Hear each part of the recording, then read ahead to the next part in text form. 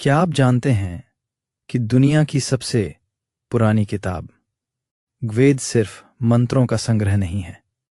इसके पन्नों में दफन है वो युद्ध और वो रहस्य जिन्हें इतिहास ने भुला दिया। आज हम वेद की उन दो छिपी हुई कहानियों को जानेंगे जो आपके रोंगटे खड़े कर दें।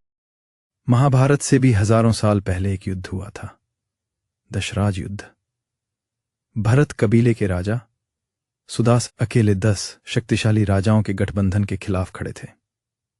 यह सिर्फ राजाओं की लड़ाई नहीं थी, बल्कि दो महान ऋषियों वशिष्ठ और विश्वामित्र के बीच के टकराव की आग थी। दुश्मनों ने सुदास को रावी नदी के किनारे घेर लिया था।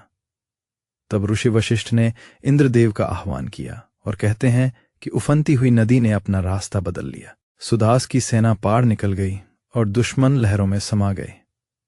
इसी जीत ने हमारे देश को नाम दिया भारत। सोचिए, एक ऐसी दुनिया जहां पानी ही न हो।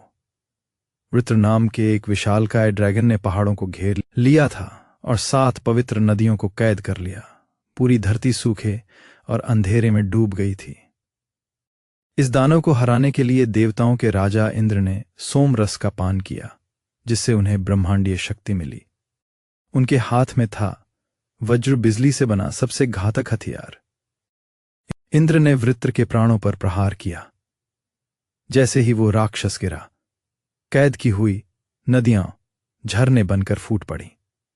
कुछ वैज्ञानिक मानते हैं कि ये कहानी असल में हिमयुग आइस एज के खत्म होने और ग्लेशियर्स के पिघलने का एक प्राचीन संकेत है। 8 वेद की ये कहानियां सिर्फ मिथक नहीं, बल्कि हमारे पूर्वजों की यादें हैं। आपको कौन सी कहानी सबसे ज्यादा हैरान करने वाली लगी? कमेंट्स में बताएं और ऐसे ही प्राचीन रहस्यों के लिए सब्सक्राइब करें।